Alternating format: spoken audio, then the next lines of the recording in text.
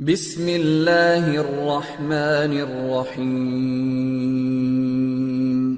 رب زدنی علما۔ چلیں، بسم اللہ الحمدللہ والصلاة والسلام علی رسول اللہ، اما بعد فاعوذ باللہ من الشیطان الرجیم، بسم اللہ الرحمن الرحیم، سبحانک لا علم لنا الا ما علمتنا انک انت العلیم الحکیم، رب اشرح لی صدری ویسر لی امری واحلل عقدۃ من لسانی یفقہوا قولی، رب زدنی علما۔ محترم طالب علم ساتھیو، اللہ کی توفیق سے ہماری یہ گفتگو جاری اور ساری ہے۔ کچھ باتیں تکفیر کے حوالے سے میں نے پچھلے درس میں بیان کی تھی۔ کہا تھا کہ تکفیر ایک بڑا فتنہ ہے۔ بعض لوگ یہ سمجھتے ہیں کہ اہل حدیث لوگوں کی تکفیر کرتے ہیں، لوگوں کو کافر بولتے ہیں، غلط فہمی کا شکار ہیں۔ تکفیر کو لے کر اہل حدیثوں کا جو کتاب و سنت کے پابند ہیں، ان کا منہج یہ ہے کہ تکفیر کے معاملے میں وہ بڑی احتیاط برتی جائے۔ کسی کو کافر بولنا بڑا خطرناک جرم ہے۔ اگر کوئی کسی کو کافر بولتا ہے تو دونوں میں سے کوئی ایک ضرور کافر ہو جاتا ہے، نعوذ باللہ من ذالک۔ یعنی اگر کسی کو کافر کہا جا رہا ہو تو یہ کفر کا فتویٰ آسمانوں کی طرف جاتا ہے، اگر وہ آدمی کافر ہے تو پھر کافر ہوگا، اگر وہ کافر نہیں ہے تو کفر کا فتویٰ پلٹ کر جو ہے کہنے والے پر لگ جاتا ہے۔ تو جو حدیث کا پابند ہے، جو حدیث پر چلنے کی بات کرتا ہو، وہ ہرگز بھی ایسا نہیں کرے گا پھر۔ بلکہ میں نے یہ بات بتائی تھی، قرآن مجید میں اللہ رب العالمین نے بیان فرمایا کہ دیکھو، جو تمہارے اوپر سلام کرے تم اسے بھی کافر نہ کہو۔ مسلمانوں کی کوئی ایک علامت اختیار کر لے تو اسے بھی کافر کہنا جائز نہیں ہے۔ چاہے جائے کہ کوئی اپنے آپ کو مسلمان بولے اور پھر اسے بھی کافر بولے ہم۔ کوئی سلام کرے، السلام علیکم ورحمۃ اللہ کہے تو ہم کیا بولیں گے؟ اسے مسلمان سمجھیں گے مظاہر، یعنی بعد میں پتہ چلا کہ مسلمان نہیں تھا، کافر تھا تو کافر ہے۔ ایک مرتبہ ایسا ہوا، صحابہ کرام گزر رہے تھے تو ایک کسان نے ان سے سلام کہا۔ وہ مسلمان جو ہے نا اس وقت جہاد کی حالت میں تھے، اور کوئی بھی آدمی ڈر کے مارے سلام کر سکتا تھا اور اپنے آپ کو مسلمان ظاہر کر سکتا تھا ڈر کی وجہ سے، اور ایسا ہی صحابہ کرام نے سمجھا بھی اس وقت کہ انہوں نے جو سلام کیا ڈر کی وجہ سے کیا ہوگا، اور پھر اسے قتل کر دیا۔ تو اللہ کے رسول نے کہا کہ ایسا نہیں کرنا چاہیے تھا۔ اللہ کے رسول نے سخت منع فرمایا، بلکہ ایک حدیث میں ایسا بھی آتا ہے کہ تم بھی تو اسلام کو پہلے چھپایا کرتے تھے جب مکے میں تھے۔ تو یعنی آدمی کو جو ہے کسی کو کافر بولنا نہیں چاہیے، اور یہ بہت بڑا جرم ہے۔ تکفیر کے حوالے سے بات میں نے بتائی تھی کہ تکفیر دو طرح کی ہوتی ہے، البتہ ایک تکفیر مطلق ہے، ایک تکفیر معین ہے۔ تکفیر مطلق کا مطلب کوئی بھی آدمی ایسا کام کرے جو کفریہ ہو تو ہم اسے کافر بولیں گے۔ کوئی بھی آدمی ایکس وائی زیڈ، کوئی خاص آدمی نہیں ہے وہ، کوئی بھی آدمی عام طور پر کفریہ کام کرنے والے کو کیا کہیں گے؟ شرکیہ کام کرنے والے کو کیا کہیں گے؟ کافر کہیں گے، مشرک کہیں گے۔ اگر وہ شرکیہ کام کر رہا ہے، دیکھو کوئی بھی آدمی اگر غیر اللہ کی پوجا پاٹ کر رہا ہے تو غلط کر رہا ہے، اسے صحیح تو نہیں بولیں گے نا۔ کوئی آدمی کفریہ کام کر رہا ہو تو بولیں کفریہ کام کر رہا ہے اور اس کفر کی وجہ سے کافر ہو رہا ہے۔ شرکیہ کام کر رہا ہے تو شرک کی وجہ سے مشرک ہو رہا ہے۔ مگر کسی خاص آدمی سے متعلق آپ کو بات کرنی ہو تو پھر اس موقع پر جو ہے نا یہ چیز دیکھنی ہے آپ کو کہ وہ کام جو کر رہا ہے کفریہ ہے بھی کہ نہیں۔ پہلی شرط یہ میں نے بتائی تھی، وہ کام جو کر رہا ہے وہ کفریہ ہے بھی کہ نہیں، شرکیہ ہے بھی کہ نہیں۔ دوسری بات میں نے بتائی تھی کہ وہ یہ دیکھنا ہے کہ جو کر رہا ہے وہ آدمی عاقل بھی ہے کہ نہیں، بالغ بھی ہے کہ نہیں، مکلف ہے بھی کہ نہیں۔ پاگل ہے، اس سے کوئی بھی کام ہو سکتا ہے، وہ قابل مواخذہ نہیں ہے، اور آدمی بچہ ہے بھی، وہ قابل مواخذہ نہیں ہے وہ بھی، تو مکلف ہونا چاہیے۔ تیسری شرط میں نے کیا بتائی تھی کہ اس کے اندر شروط پائی جا رہی ہوں اور موانع سے وہ موانع نہ ہو، یعنی کافر بننے کے واسطے جو ہے نا کچھ شرطیں ہیں وہ پائی گئی ہوں اس کے اندر جی۔ اور موانع کیا ہے؟ کچھ رکاوٹیں ہوں گی، وہ آدمی جو ہے وہ رکاوٹیں نہ ہوں، موانع موجود نہ ہوں اور شرائط پائی جاتی ہوں تو اس صورت میں جو ہے ہم اسے کافر بولیں گے۔ اور میں بات بتا رہا ہوں آپ کو، ہم کافر بولیں گے مطلب میں ایک ایسی اصولی بات بتا رہا ہوں، کافر بولا جا سکتا ہے۔ بولیں گے مطلب میں آپ کو جو ہے مفتی نہیں بنا رہا ہوں، اس کو ذہن میں رکھیں خوب۔ یہ جو آپ کو بتائی جا رہی باتیں، شرطیں کیا کیا ہیں اور موانع کیا کیا ہے جو بتایا جا رہا ہے آپ کو، یہ اس وجہ سے نہیں بتایا جا رہا ہے کہ آپ جو ہے نا آپ کفر کے فتوے لگائیں، بلکہ اس وجہ سے بتایا جا رہا ہے کہ آپ کفر کے فتوے لگانے سے بچیں۔ ہاں، اس بات کو خوب ذہن میں رکھیں۔ یہ ان شرطوں کو جاننے کے بعد ہرگز بھی کسی کو حق نہیں ملا ہے کافر بولنے کا کسی کو۔ یہ کافر کون بولتا ہے کسی کو؟ یہ علماء بولتے ہیں، جو بڑے علماء ہوتے ہیں، چوٹی کے علماء ہوتے ہیں، وہ فیصلہ کرتے ہیں کسی خاص شخص کے بارے میں بھی۔ اب ہر آدمی جیسے ہم نے بیٹھ کر تھوڑا سا دراسہ کر لیا اسٹڈی کر لی تھوڑی سی کہ یہ شرطیں ہیں، یہ موانع ہیں، اب ان موانع سے آدمی بچا ہوا ہے اور شرائط اس سے پائی جاتی ہیں تو پھر وہ کافر ہو گیا، آپ ڈھونڈنے لگے ہیں اب دیکھو کس جماعت میں کون ملتا ہے ہمیں بولے تو یہ جائز نہیں ہے، آپ کو نہیں ڈھونڈنا ہے، آپ کو نہیں ڈھونڈنا ہے لوگوں کو کافر بنانے کے لیے، یہ سارے کام علماء کریں گے۔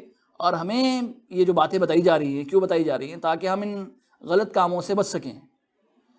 وہ بعض مرتبہ کیا ہو گیا، بعض لوگ جو ہے نا ایسے کاموں کو بھی کفر کہنے لگے ہیں جو کفریہ ہے ہی نہیں۔ شراب پی لی کسی نے، بولے کافر ہو گیا دیکھو، داڑھی مونڈ لی کسی نے، بولے کافر ہو گیا دیکھو، علیکم السلام ورحمۃ اللہ۔ تو یہ جائز نہیں ہے، کام اس کا کفریہ تو پہلے ہے ہی نہیں، علیکم السلام ورحمۃ اللہ، کام تو کفریہ ہے ہی نہیں، میں نے بات بتائی کام کفریہ ہونا چاہیے۔ اور اگر کام کفریہ ہے بھی تو پھر دیکھیں گے وہ عاقل ہے کہ بالغ ہے کہ نہیں، مکلف ہے بھی کہ نہیں۔ وہ مکلف نہیں ہے تو پھر کام کفریہ ہو تو بھی کافر نہیں ہوگا، وہ مکلف بھی ہے اور کفریہ عمل بھی ہے تو بھی کیا دیکھیں گے، پھر شرطیں دیکھیں گے، شرطیں ہیں کہ نہیں پائی جا رہی کہ نہیں آ رہی۔ کچھ شرطیں ہم نے دیکھی نہیں، کیا شرط تھی؟ ہاں پہلے علم ہے، شرط یہ علم ہے، یعنی کسی کے کافر بننے کے لیے شرط یہ ہے کہ اس کے پاس علم ہو، اور معنی کیا ہے؟ جہالت، یعنی لا علمی ہو۔ اگر لا علمی کی وجہ سے کوئی آدمی کوئی ایسا کام کر رہا ہے جو کفریہ ہے تو اسے ہم کافر نہیں بولیں گے، وہ کچھ بول رہا ہے تو بھی کافر نہیں بولیں گے، کچھ کر رہا ہے تو بھی کافر نہیں بولیں گے۔ ایسا ہم نے دیکھا، وہ ہوا میں بکھیرنے والی روایت جو دیکھی ہم نے، بچوں سے کہا کہ جلاؤ میری لاش کو اور پھر اس کو بکھیر دو ہوا میں، اس نے جو ہے کفریہ اعتقاد اپنی زبان پر لا کر اظہار کیا تھا اس کا، مگر پھر بھی وہ کافر نہیں ہوا تھا۔ بخاری کی روایت ہے، مشہور روایت میں نے رکھی تھی آپ کو آپ کے سامنے، حضرت معاذ رضی اللہ تعالیٰ عنہ کا اللہ کے رسول کو سجدہ کرنا، یہ وہ شرک اور کفریہ کام ہے، مگر پھر بھی وہ کافر اور مشرک نہیں ہوئے، نہ اللہ کے رسول نے ان سے کلمہ پڑھوایا تھا۔ پھر اس کے بعد ہم نے آگے بڑھ کر کیا بات کہی تھی؟ ہر درمی عنایت نہیں، اس کے ایک بات اور تھی، شرطوں میں سے شرط کچھ بتائی تھی میں نے، اختیار نہیں، وہ پورے میں نے وہ مثالیں دی تھیں آپ کو، وہ جو ہے نا اس کی شرطیں تھی، ہاں رضامندی، اختیار والے شرط یہ کیا ہے؟ رضامندی، اختیار کے ساتھ اس نے کفریہ کام کیا ہو، زبردستی نہ کیا ہو۔ اگر اکراہ ہو، زبردستی ہو تو ایسے آدمی کو بھی ہم کافر نہیں بولیں گے۔ اختیار کے ساتھ اس نے کوئی کیا ہو، زبردستی نہ کی گئی ہو اس کے ساتھ۔ زبردستی کی مثال حضرت عمار بن یاسر کی میں نے بتائی تھی آپ کو کہ انہوں نے کچھ ایسے کلمات کہہ دیے تھے جو کفریہ تھے، مگر اللہ کے رسول نے ان کے بارے میں کیا فرمایا تھا صلی اللہ علیہ وسلم کہ عمار سر کی مانگ سے لے کر پیر کے تلوے تک مسلمان ہیں، مومن ہیں۔ حالانکہ انہوں نے کفریہ کلمات کہے تھے مگر پھر بھی وہ کافر نہیں ہوئے تھے، کیونکہ انہوں نے اختیار کے ساتھ وہ الفاظ نہیں کہے تھے، وہ انہوں نے مجبوری میں کہے تھے۔ اسی طرح کوئی آدمی بے اختیار ہو کر بولے تو بھی وہ آدمی کافر نہیں ہوتا۔ ہم نے بات پڑھی تھی، اللہ کے رسول نے فرمایا کہ ایک آدمی جس کا اونٹ گم ہو جاتا ہے، صحرا کا مسافر ہے اور اس کا اونٹ ہی سب کچھ اس کے لیے ہوتا ہے، اور پھر ایسے موقع پر جب سب کچھ اس کا اونٹ ہی اس کے لیے ہو، اس کا وہ ہم سفر بھی اونٹ ہے، اس کا غم گسار بھی اونٹ ہے، کھانے پینے کا انتظام بھی اونٹ ہے، سواری کا انتظام بھی اونٹ ہے، اس جنگل سے یا پھر بیابان سے نکلنے کا راستہ بھی واحد جو ہے اونٹ ہے، اور وہ اونٹ گم ہو گیا اسے۔ اب کیا اونٹ گم ہو گیا؟ اسے زندگی گم ہو گئی، ایسا عالم ہے، اس کو بہت تلاش کرتا ہے مگر ملتا نہیں اونٹ، تو پھر وہ مرنے کے لیے لیٹ جاتا ہے، تو پھر کیا دیکھتا ہے کہ اونٹ اس کے سر پر آ کر کھڑا ہوا ہے، تو خوشی کے مارے وہ اونٹ کی لگام کو پکڑ کر کیا کہتا ہے کہ اللہ تو میرا بندہ ہے، میں تیرا پروردگار ہوں، نعوذ باللہ من ذالک، اخطا من شدت الفراق، خوشی کے مارے خطا کر گیا انہیں۔ تو یہ کافر ہوا کیا؟ نہیں کافر ہوا، اختیار نہیں ہے نا، بغیر اختیار کے اس نے بات کہی۔ تو بعض مرتبہ بے اختیار ہو کر بھی آدمی کی زبان سے کچھ الفاظ ایسے نکل جاتے ہیں جو جس پر وہ قادر نہیں ہوتا اور پھر نہ ہی اس کے سمجھ میں آ رہے ہوتے، ٹھیک ہے۔ اسی طرح ایک بات ہم نے کیا کہی تھی؟ حجت کا قائم ہونا۔ حجت کا قائم ہونا مطلب کچھ ایسا بھی ہو سکتا ہے کسی آدمی تک بات ہی نہ پہنچی ہو، اب بات نہیں پہنچی تو وہ کافر کیسا ہوگا؟ ایسا کیسے ہو سکتا ہے؟ ایسا ہو سکتا ہے، ہم نے مثالیں دی تھیں، اللہ کے رسول صلی اللہ علیہ وسلم بیان فرمایا کہ کچھ لوگ ایسے ہوں گے جو اللہ تعالیٰ کے سامنے جو ہے وہ کیا کریں گے، اپنی عرضی رکھیں گے، درخواست رکھیں گے، کہیں گے اللہ تعالیٰ اسلام آیا تھا مگر میں تو بوڑھا تھا، کوئی کہے گا سمجھ میں کچھ آ ہی نہیں رہا تھا میرے، تو میں کیسے اسلام لاتا، میں تو بالکل وہ سٹھیا گیا تھا، بوڑھا تھا۔ اور پھر بعض کہیں گے کہ اللہ میں تو جو ہے نا وہ بہرا ہی تھا، سن ہی نہیں سکتا تھا، تم میں وہ رسول بھی آیا ہوگا مگر میں نے کچھ سنا ہی نہیں۔ اور کچھ لوگ ایسے ہوں گے جو اس زمانے میں رہے ہوں گے جس زمانے میں رسول آئے ہی نہیں تھے، اس کو فترہ بولتے ہیں، اہل الفترہ، اصحاب الفترہ۔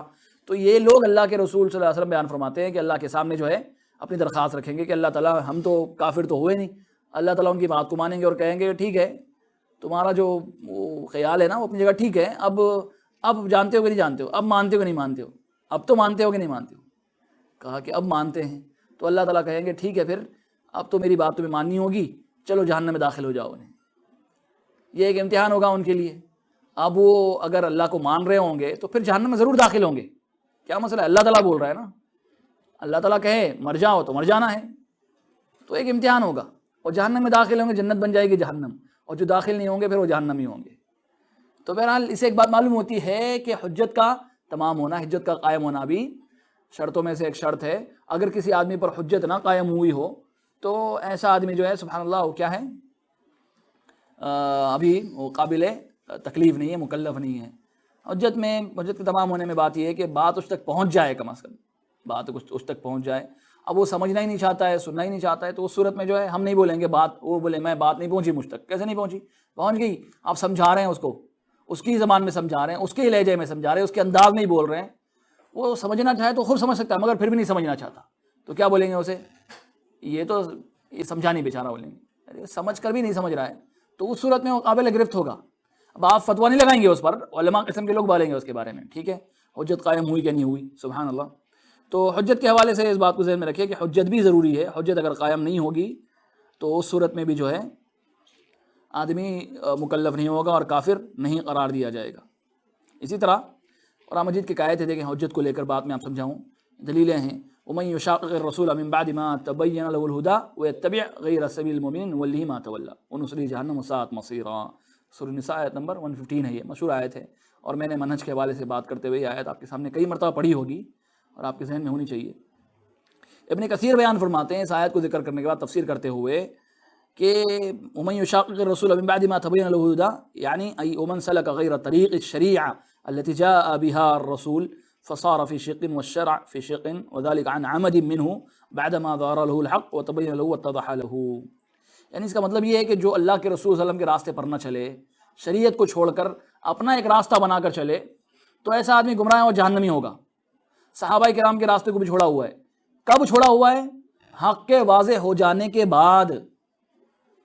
بات سمجھ میں آ گئی، حق واضح ہو گیا، سمجھ میں آ گیا کہ یہ اللہ کے رسول کا راستہ ہے، یہ شرعی راستہ ہے، یہ درست راستہ ہے، یہ جنت پہ جانے والا راستہ ہے۔ یہ سمجھنے کے باوجود بھی اگر وہ اپنے لیے کوئی راستہ الگ ڈھونڈتا ہے تو ایسا آدمی ہوگا جہنمی، ایسا آدمی ہوگا کافر۔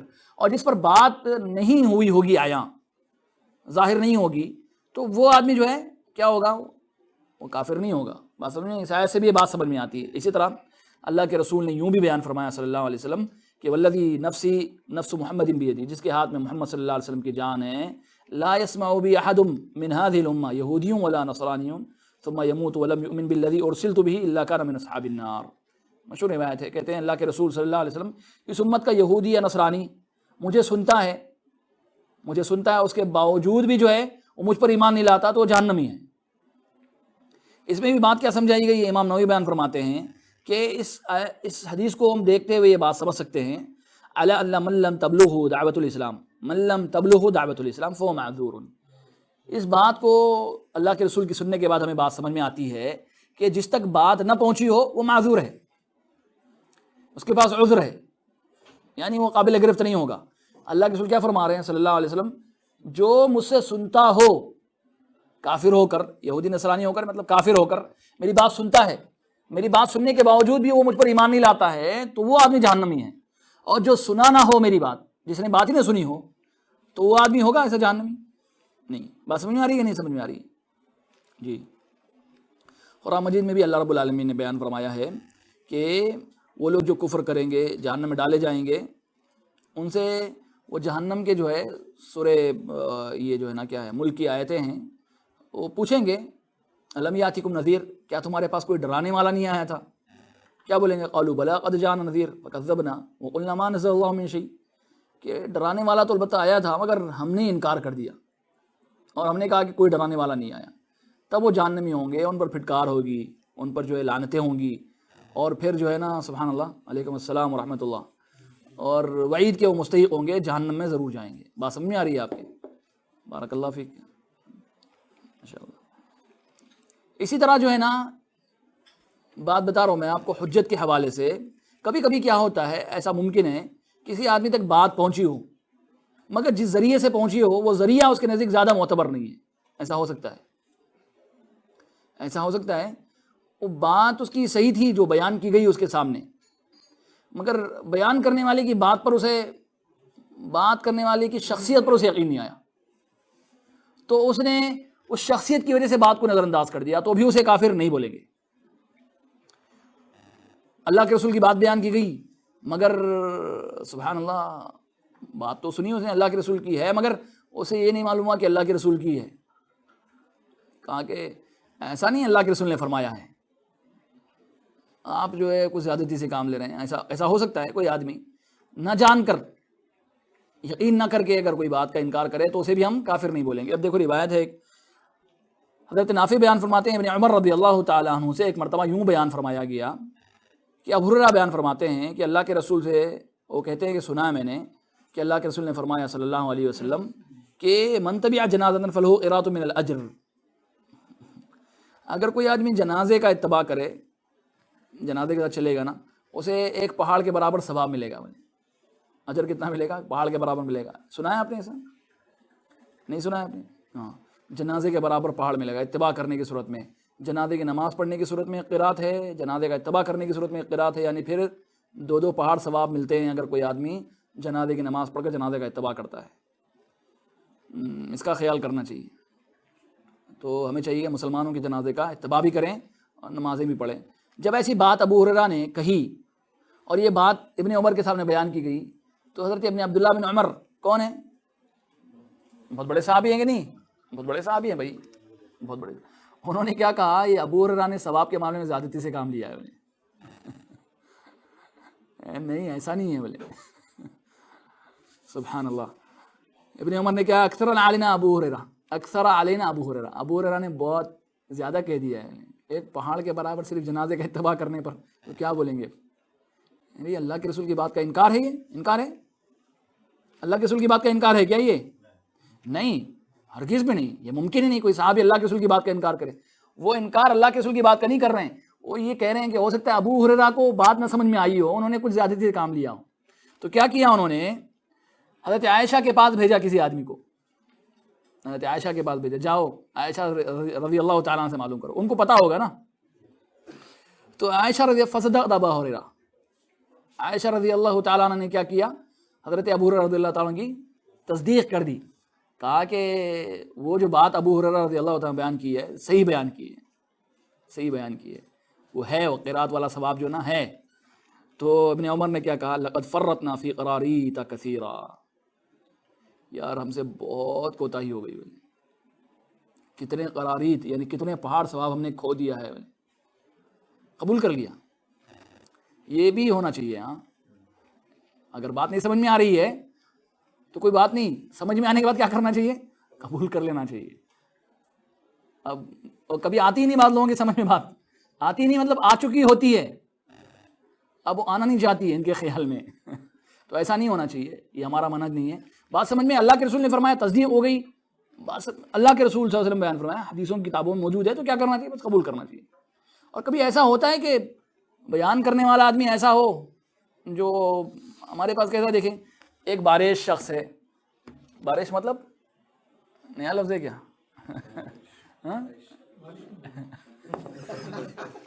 صحیح، آج کل بارشیں ہو رہی ہیں نا، وہ کیا ہے ہمیشہ 2 اور 2 کتنے ہوتے ہیں، بھوکے سے پوچھے تو 4 روٹیاں جیسے کہتا ہے۔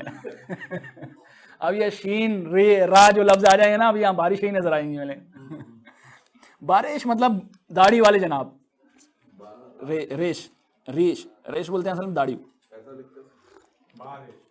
با الف رے یہ شین، فارسی لفظ ہے، ٹھیک ہے فارسی لفظ ہے، تو ٹھیک ہے وہ لفظ زیادہ امپورٹنٹ نہیں ہے۔ داڑھی والے جناب ہیں اور وہ بزرگ بھی ہیں، کیسے ہیں؟ داڑھی میں سفیدی بھی ہیں ان کے، بالکل سفید داڑھی والے، اور عمر جو ہے نا 80-90 سال کی ہے یا پھر 70-80 سال کی ہے۔ انہوں نے ایک بات کہی، ہمارے پاس سب ایسے ہی ہوتے ہیں جو غلط راستوں پر ہیں، اللہ ان کو ہدایت دے۔ کئی ایک جو ہے نا اکثر میرے بوڑھے ہیں، اب ان تک بات نہیں پہنچی ہے بیچارے، وہ بوڑھے ہو گئے۔ اب ان کے مقابلے میں ایک نوجوان ہوتا ہے جس کی عمر 20 سال کی ہے، اس کی داڑھی بھی نہیں ہے، کبھی کبھی نہ بعض لوگ داڑھی بھی شیو بھی کرتے ہیں۔ اب وہ بولتا ہے اللہ کے رسول نے ایسا بیان فرمایا ہے، بوڑھے جناب بولتے ہیں چپ ہو جا، تجھے معلوم ہے مجھے معلوم ہے جو بھی ہے۔ اب ایک آدمی بیچ میں ان کے پھنسا ہوا ہے، اب وہ کس کی بات کا یقین کریں؟ ایک بوڑھے جناب جو ہے بزرگ، وہ 80 سال کے ہیں، وہ کہہ رہے ہیں کہ نہیں ایسا نہیں ہے دین میں، اور یہ نئے نئے عالم صاحب جو ہے نا ابھی، یا پھر نئے نئے طالب علم صاحب ابھی ان کی داڑھی اگنے لگی ہے، اور یہ کہہ رہے ہیں نہیں نہیں نہیں یہ غلط کہہ رہے ہیں، حدیث میں ایسا آتا ہے۔ یہ بالکل صحیح کہہ رہا ہے، نوجوان صحیح کہہ رہا ہے، ان کے علم میں نہیں ہے، مگر ایک آدمی اب اسے چھوڑ دیا جائے بات کو قبول کرنے کے لیے تو کس کی بات مانے گا زیادہ تر؟ وہ اگر تحقیق کا مائنڈ نہیں ہے، اس کا زیادہ غور فکر کا مائنڈ نہیں ہے، تو وہ فوراً بوڑھے آدمی کی طرف جائے گا۔ اکثر ہمارے پاس جو نا اسی وجہ سے لوگ گمراہ بھی ہیں، بولے وہ اتنے بوڑھے ہیں تو غلط ہو سکتے ہیں کیا؟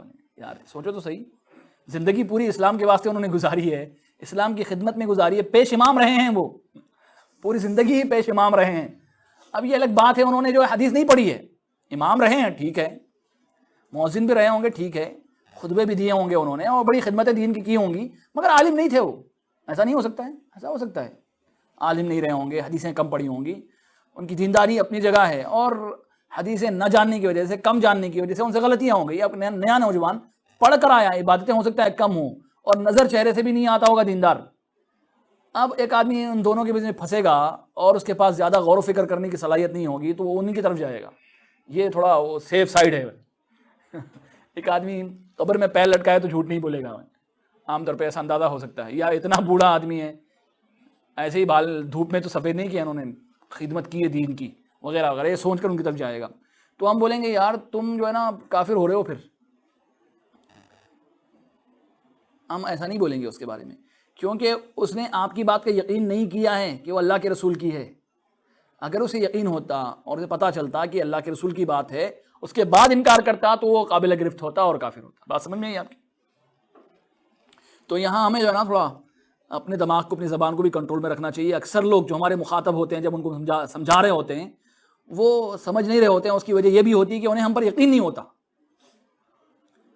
وہ یقین نہیں کرتے ہیں۔ ایسا کیسے ہو سکتا ہے؟ بولے ابھی تک جو ہے ہم یہ کرتے آئے ہیں، کیا وہ سب غلط تھے؟ بولے یہ سوال عام طور پہ سب کرتے ہیں، ہمارے باپ دادا سب غلط تھے، انہوں نے جتنا کیا، آپ انہیں بولیں سب غلط تھے، تو آپ کو غلط ثابت کرنے میں 1 منٹ کا ٹائم نہیں لگے گا، تو غلط ہے، ہمارے باپ دادا کو کہاں غلط بول رہا ہے ایسے؟ ہاں، یہ اگر مگر بات کے سمجھ میں آنے کے باوجود بھی اس طرح بولتا ہے تو قابل گرفت ہے۔ بات ہے اللہ کے رسول کی ثابت ہے، پھر بھی بول رہا ہے میں اپنے باپ دادا کے دین پر چلوں گا، تو وہ گنہگار ہے، قابل گرفت ہے، اور پھر آگے چل کر علماء اس کے بارے میں فیصلہ بھی کریں گے کافر ہے بھی کہ نہیں، ٹھیک ہے؟ مگر بات نہیں سمجھ میں آئی اس کے، وہ یہ سمجھ کر دین پر چل رہا ہے باپ دادا کے کہ یہی اللہ کے رسول کا طریقہ ہے۔ بات سمجھ نہیں آ کے، اور آپ کا جو طریقہ ہے وہ اللہ کے رسول کا ہے نہیں، تو اس طرح وہ وہاں قابل گرفت نہیں ہوگا۔ سمجھ رہے ہیں آپ دونوں کو فرق کو؟ بعض روایتوں میں ایسا بھی آتا ہے، حضرت عمر رضی اللہ عنہ، بات لمبی نہ ہو جائے کہیں اس وجہ سے مختصر کر رہا ہوں، حضرت عمر رضی اللہ عنہ تیمم کو مانتے ہی نہیں تھے، عبداللہ بن مسعود بھی نہیں مانتے تیمم کو مانتے ہی نہیں تھے، تیمم کرنا نہیں بولتے تھے، پانی نہیں ملا تو تیمم نہیں کرنا ہے۔ حضرت عمار ابن یاسر اور یہ دونوں ایک سفر میں تھے، حضرت عمار نے کہا کہ امیر المومنین ہم دونوں تھے کہ نہیں ایک سفر میں؟ بولے کون سے سفر میں؟ بولے ایک سفر تھا ہمارا، بولے اس میں میں نا وہ گدھے کی طرح لوٹ رہا تھا، تیمم کرنے کا مجھے پتا نہیں تھا نا، حکم تھا تیمم کرنا، تو میں نے ایسے ہی وہ جب خلا بازیاں کھاتا ہے نا جانور، اس طرح میں لوٹ کر تیمم کرتا رہا۔ اللہ کے رسول کے پاس آیا تو اللہ کے رسول نے کہا کہ اس طرح ہاتھ مارو اور پھونکو اور تیمم کر لو۔ وہ نہیں یاد ہے آپ کو؟ وہ کچھ یاد نہیں مجھے۔ کیا بول رہے ہیں؟ تو مجھے کچھ نہیں معلوم۔ بولے کہاں کچھ نہیں معلوم؟ تو پھر میں حدیثی نہ بیان کروں، تو بیان کر، بولے تو جو بیان کرے گا وہ پائے گا، میرے اوپر کیوں بول رہا ہے؟ بولے اگر تو صحیح بیان کرے گا تو اجر ملے گا، تیرا معاملہ تیرے ساتھ ہے، مجھ پر نہ ڈال۔ بولے بھول گئے کون بولے؟ حضرت عمر۔ عبداللہ مسعود نے جب ان سے بات کہی، ابو موسیٰ اشعری وغیرہ نے پوچھا، کیا کہا؟ نہیں تیمم نہیں۔ بولے اگر تیمم کی میں اجازت دوں گا تو سب لوگ تھوڑی بارش ہوگی یا تھوڑا ٹھنڈا پڑے گا نا تو تیمم کرنا شروع کر دیں گے۔ بولے تیمم کی کوئی اجازت نہیں ہے، بالکل نہیں۔ بولے تو انہوں نے کہا کہ عمار ابن یاسر کی حدیث نہیں معلوم ہے آپ کو؟ تو عبداللہ مسعود کیا عمر کی بات نہیں معلوم ہے تمہیں؟ بولے عمار ابن یاسر نے کہا تھا کہ تیمم ہے، اور عمر نے کیا کہا تھا رضی اللہ تعالیٰ عنہ؟ نہیں۔ تو کیا بتا رہا ہوں میں، بعض مرتبہ بات چیزیں وہ سبحان اللہ ایسی ہو جاتی ہیں۔ تو اس صورت میں ہم جو ہے کسی کے بھولنے کی وجہ سے کسی آدمی کو کافر نہیں بولیں گے، یقین نہیں آ رہا ہے اس وجہ سے بھی کافر نہیں بولیں گے، وہاں ٹھہر کر سوچیں گے، سمجھائیں گے، اور بات یقین کے حد تک پہنچ جائے تو اس کے بعد ہے فیصلہ کرنا۔ اب بہت سارے ایسے ہوں گے جو غلط راستے پر چل رہے ہوں گے اور ہم جو یہ سمجھ رہے ہوں گے کہ بس یہ کافر ہی ہوتے جا رہے ہیں، اللہ تعالیٰ بہتر جانتا ہے، مگر ہم انہیں غلط صحیح راستے پر بھی نہیں بولیں گے۔ بات سمجھ میں آئی؟ ایک آدمی کفر و بدعات کی ضلالتوں میں گمراہ ہے، یعنی شرک و بدعات میں پڑا ہوا ہے، کفر یعنی غلط کام کر رہا ہے، ہم اسے صحیح نہیں بولیں گے، کام کو کیا بولیں گے؟ غلط بولیں گے۔ وہ بدعتیں کر رہا ہے تو کیا بولیں گے؟ وہ غلطی کی وجہ سے کر رہا ہے تو غلطی کی وجہ سے کی جانے والی چیزیں صحیح ہو جائیں گی؟ نہیں، ایسا جو بھی کرے گا وہ مشرک ہوگا، ایسا جو بھی کرے گا وہ کافر ہوگا، ہم ایسا بولیں گے۔ مگر اس آدمی کے بارے میں کیا ہے؟ اس کے بارے میں نہیں بولیں گے۔ ایسا کیوں نہیں بولیں گے؟ کیونکہ ہم نے جو بات بیان کی ہے یا اس کے سامنے بات بیان کی گئی ہے اس نے اس پر یقین کیا نہیں ہے ابھی تک، اسے پتہ نہیں ہے کہ اللہ کے رسول نے بات بیان کی ہے، اس وجہ سے وہ ایسا کر رہا ہے، تو وہ جو ہے نا اس وقت کیا ہے؟ قابل گرفت نہیں ہوگا۔ بات سمجھ میں آ رہی ہے آپ کے کہ نہیں؟ کبھی کبھی کیا ہوتا ہے، ایسا بھی ہوتا ہے کوئی آدمی کوئی ایسی بات بول دیتا ہے جو کفریہ ہو سکتی ہے مگر اس کے دل میں وہ بات نہیں ہوتی، اب جھٹ سے اس کے بارے میں فیصلہ کر دینا کہ یہ جو ہے کافر ہو گیا، یہ بھی صحیح نہیں۔ بعض روایتوں میں ایسا آتا ہے کہ ایک آدمی تھا مدینے میں، ابی بن کعب بیان فرماتے ہیں، گھر اس کا مسجد سے بہت دور تھا، تو لوگوں نے اسے کہا کہ سواری کیوں نہیں خرید لیتا ہے بھائی، تو سواری خریدے گا تو جلدی جو ہے نا مسجد کو پہنچے گا۔ تو اس نے کیا کہا؟ ما یسرنی ان داری او قال منزلی الی جنب المسجد۔ سبحان اللہ، کیا کہا؟ میں بالکل پسند نہیں کرتا، میرا مسجد کے بازو گھر ہے، بولے مسجد کے قریب میں رہنا پسند نہیں کرتا، بولا تو کیا بولا انہیں، کیسا برا آدمی ہے، سب مسجد کے قریب رہنا چاہتے ہیں اور یہ کیا بول رہے ہیں؟ نہیں، میں بالکل نہیں چاہتا کہ میرا گھر مسجد کے پاس ہو، اور یہ بھی نہیں چاہتا کہ مسجد کو جلدی پہنچوں، یعنی گھوڑا گدھا جو بھی خریدوں گا تو فوراً آ جاؤں گا، میں ایسا بھی نہیں چاہتا۔ تو لوگوں نے اللہ کے رسول تک بات پہنچا دی، بولے ایسا بول رہا ہے ایک آدمی۔ اللہ کے رسول نے پوچھا بھائی کیا خیال ہے، کیوں تم نے ایسی بات کہی؟ تو انہوں نے کہا اللہ کے رسول میں دور رہوں تو زیادہ ثواب ملے گا نا آنے اور جانے کا، بولے یہ اس خیال کے ساتھ میں نے بات کہی تھی۔ تو ایک بات یہ بھی رکھیں، ہمارا دین جو ہے نا پازیٹیو سوچنے کی بات بھی کرتا ہے، دیکھیں تو کبھی کبھی آدمی کے ظاہر کو لے کر غلط فیصلے بھی نہیں کرنے چاہیے، کسی کے آدھے سارے جملے کو دیکھ کر بھی غلط فیصلے نہیں کرنے چاہیے، کسی کی وہ صورت شکل کو دیکھ کر بھی غلط فیصلے نہیں کرنے چاہیے۔ ہمیں وہ کیا ہے، سبحان اللہ، باطن کا ویسے مکلف نہیں بنایا گیا ہے، مگر بس ایسے ہی اندازے لگانے کا بھی مکلف نہیں بنایا گیا۔ کوشش کرنی چاہیے جب کسی آدمی سے کوئی غلط بات ہو رہی ہو تو اس کے لیے کوئی ایسا بہانہ ڈھونڈنا چاہیے جس کی وجہ سے اس کی بات صحیح ہو جائے، اس کو غلط ثابت کرنے کے بجائے اس کو صحیح دیکھنے کی کوشش کرنی چاہیے، یہاں تک کہ آدمی غلط ثابت ہو جائے تو ٹھیک ہے، غلط ہے، اور آدمی غلط ہو بھی جاتا ہے تو کیا بتایا گیا ہمیں، اگر وہ پھر صحیح ہونے کی کوشش کرے تو صحیح ہو سکتا ہے کہ نہیں ہو سکتا ہے؟ صحیح ہو سکتا ہے۔ ہمیں یہ سکھایا گیا، ہمارا اسلام ہے کہ مسلمانوں کے بارے میں اچھا سوچو، ظنوا بالمؤمنین خیرا، مسلمانوں کے بارے میں کیا سوچنا ہے؟ صرف اچھا سوچنا ہے، غلط سوچنے کا ہمیں حکم نہیں دیا گیا، اور اچھا سوچنے والا ہمیشہ خوش رہتا ہے، غلط سوچنے والا ہمیشہ دکھوں میں رہتا ہے، خامخواہ پریشان ہے، بولے یہ پتہ نہیں کیسا ہے، اچھا ہے یا برا ہے، اپنے آپ میں جل رہا ہوتا ہے، کڑ رہا ہوتا ہے، پریشان ہو رہا ہوتا ہے، اور پھر کبھی کبھی اس کی سوچیں اسے گنہگار بنا کر چھوڑتی ہیں۔ اور ایک آدمی جو اچھا سوچتا ہے وہ خوش رہتا ہے، اور اس کی اچھی سوچیں اسے انشاءاللہ نیک بناتی ہیں، ایسا ہے کہ نہیں؟ ایسا ہوتا ہے۔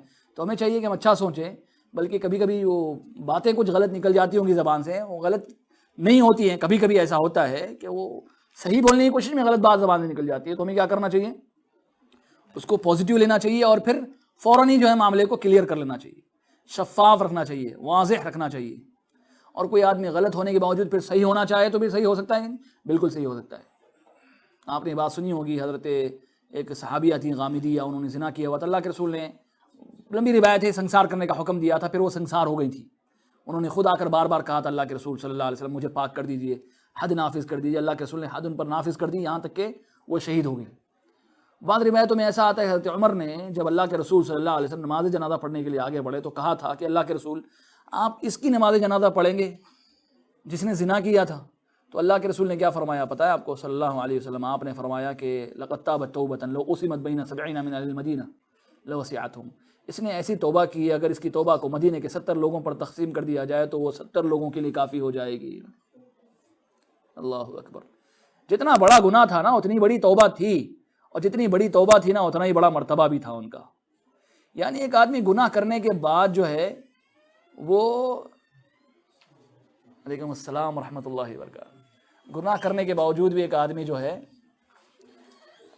یعنی وہ ہماری نفرتوں کا ہی مستحق نہیں ٹھہرتا ہے، بلکہ ہم یہاں تھوڑا سا بریک لیتے ہیں، روکیں گے۔ بسم اللہ۔ اتنے بڑے عالم کو میں نے اپنی زندگی میں نہیں دیکھا، ان کا حافظہ اتنا قوی تھا، کبھی ان کو کہ جیب میں قلم نہیں دیکھا ہم نے، کبھی ان کے ہاتھ میں کاغذ نہیں دیکھا، کبھی کسی کتاب کا مطالعہ کرتے ہوئے نہیں دیکھا۔ اتنا پختہ علم تھا، جیسے ہم سورہ فاتحہ پڑھتے ہیں ویسے کتابیں ان کو یاد تھیں۔ وہ ملک فیصل کے استاذ تھے، یہاں آئے تھے وہ شنقیط، بلاد الشنقیط، اور جن کو ابھی ہم موریتانیہ کہتے ہیں۔ وہاں جب سعودی حکومت قائم ہوئی تھی تو ان لوگوں نے مدینے کے قبرستان کو جو جتنے گنبد تھے سب کو ختم کر دیا۔ تو ان کو جب معلوم ہوا کہ صاحب وہابیوں نے ایسے کیا ہے، مناظرے کے لیے آئے وہ سعودی عرب، یہاں کے علماء سے میں مناظرہ کروں کہ صاحب یہ غلط کام ہے۔ تو موریتانیہ سے یہاں تک اون پر چل کر کسی طرح آئے وہ، راستے میں رات میں بھی آگ جلا کے پڑھتے تھے وہ آتے وقت۔ اس وقت ان کی عمر شاید 24-20 سال رہی ہوگی، اور یہاں علماء سے مناظرہ کرنے کے لیے آئے وہ۔ مناظرہ کیے، نتیجہ کیا ہوا کہ اب بحث وہ زیادہ نہیں ہے، لیکن اس وقت ملک عبدالعزیز وغیرہ نے سوچا کہ اس کو جانے نہیں دینا ہے، بہت بڑا عالم ہے، اس کو بہت سمجھا بجھا کر ان کو رکھائے، پھر یہیں کے ہو گئے وہ۔ تو ملک فیصل ان کے پاس پڑھے، تو میں جب کلاس میں بیٹھا ہوا تھا، ہماری کلاس تھی دعویٰ کی، شیخ امین شنقیط پڑھا رہے تھے۔ اب یہ فوٹوگرافر وغیرہ ملک آتے ہیں تو پھر کیا ان کی عزت ہوگی، سب گھسے کمرہ، پیش آ ملک آئے، کہ حال ہے کہ امین فیصل، ہاں چلو پڑھا، تو پڑھانے لگے وہ۔ تو ملک فیصل خاموش، سب کو اشارے کہ خاموش خاموش خاموش، نکل کے چلے گئے۔ تو اب ویسے ہوتا ہے، لہٰذا درس بند نہیں کرنا چاہیے، خیریت سے ہیں شروع کر دینا چاہیے۔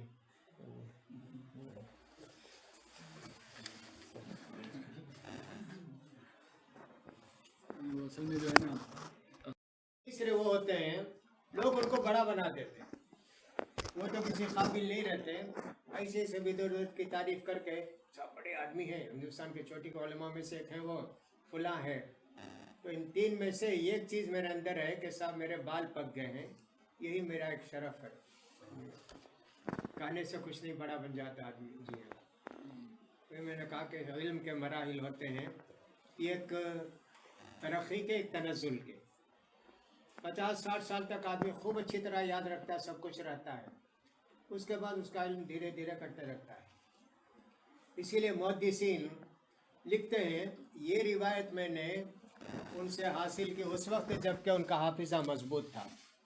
ان کا حافظہ جب ختم ہو گیا تو پھر لوگوں نے ان سے روایت لینا چھوڑ دیا۔ بہت سارے محدث ایسے تھے، کسی کا کتب خانہ جل گیا تو اسی فکر میں ان کا حافظہ خراب ہو گیا، کسی کو عمر ہو گئی تو حافظہ کمزور ہو گیا۔ اختلاط فی آخری عمر ہی لکھتے ہیں کہ ان کے آخری عمر میں ذرا گڑبڑ ہو گیا تھا ان کا حافظہ۔ تو ایسے ہوتا ہے۔